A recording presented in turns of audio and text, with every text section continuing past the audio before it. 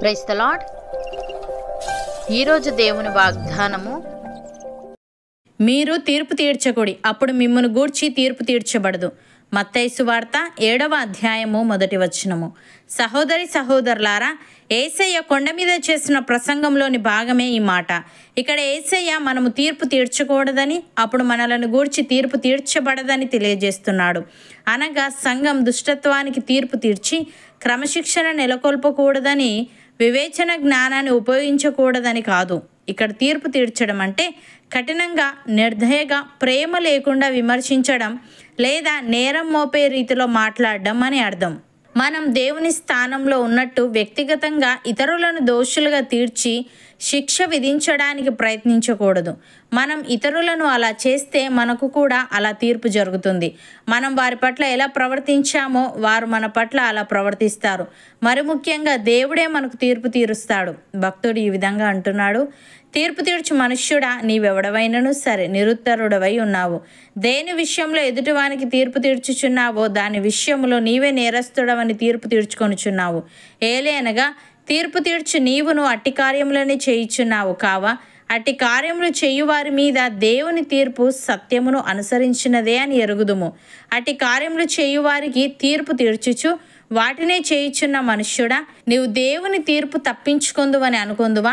లేదా దేవుని అనుగ్రహము మారు మనసు పొందుటకు నిన్ను ప్రేరేపించుచున్నదని ఎరుగక ఆయన అనుగ్రహ ఐశ్వర్యమును, సహనమును, దీర్ఘశాంతమును తృణీకరించుదువా?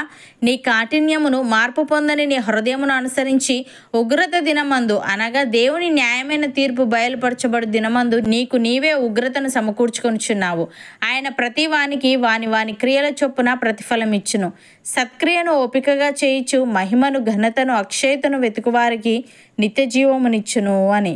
ప్రియులారా, మనలో ఎవడును తన కోసమే బ్రతకడు, ఎవడును తన కోసమే చనిపోడు. మనము బ్రతికినను ప్రభు కోసమే బ్రతుకుచున్నాము, చనిపోయినను ప్రభు కోసమే చనిపోవచ్చున్నాము. కాబట్టి మనము బ్రతికినను చనిపోయినను ప్రభు వారమై ఉన్నాము. తాను మృతులకును సజీవులకును ప్రభువై ఉండుటకు ఇందు నిమిత్తమే గదా క్రీస్తు చనిపోయి మరలా బ్రతికెను. అయితే నీవు నీ సహోదరునికి తీర్పు తీర్చనేలా, నీ సహోదరుని నిరాకరింపనేలా? మనమందరము దేవుని న్యాయపీఠం ఎదుట నిలుతుము. నా తోడు ప్రతి మోకాలును నా ఎదుట వంగును, ప్రతి నాలుకయు దేవుని స్తుతించును అని ప్రభు చెప్పుచున్నాడని వ్రాయబడి ఉన్నది గనుక మనలో ప్రతి వాడును తన్ను గురించి దేవునికి లెక్క ఒప్పగింపవలెను. కాగా మనం ఇక మీదట ఒకనికొకడు తీర్పు తీర్చకుందము. ఇదియుగాక సహోదరునికి అడ్డమైనను ఆటంకమైనను కలగజేయకుందుమని మీరు నిశ్చయించుకొనుడి.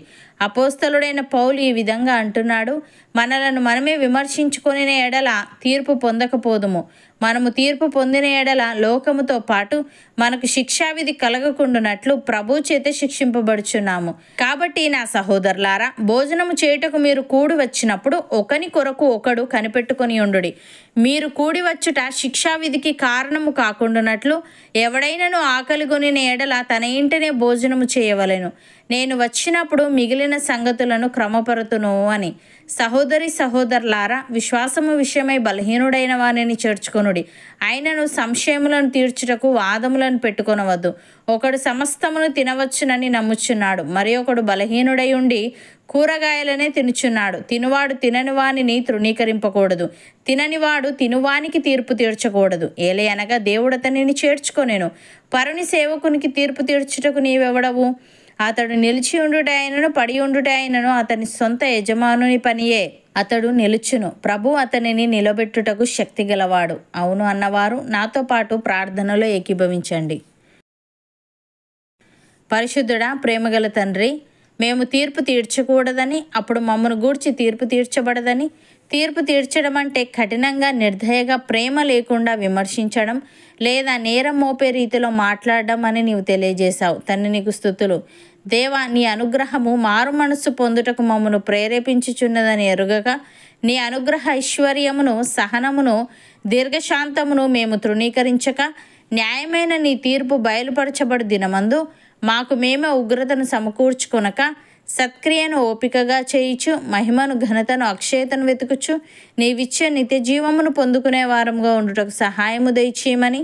నా తోడు ప్రతి మోకాలును నా ఎదుట వంగును, ప్రతి నాలుకయు దేవుణ్ణి స్తుతించును అని నీవు చెప్పుచున్నావు గనుక మేమిక మీదట ఒకరికొకరము తీర్పు తీర్చక సహోదరునికి అడ్డమైనను ఆటంకమైనను కలగజేయకుందుమని నిశ్చయించుకునే వారంగా ఉండుటకు కృపచూపమని మేము బ్రతికినను నీకోసమే బ్రతికే, చనిపోయినను నీకోసమే చనిపోయే ఆత్మీయత మాలో ప్రతి ఒక్కరికి నీవే దయచేయమని యేసుక్రీస్తు నామమున ప్రార్థిస్తున్నాము తండ్రి.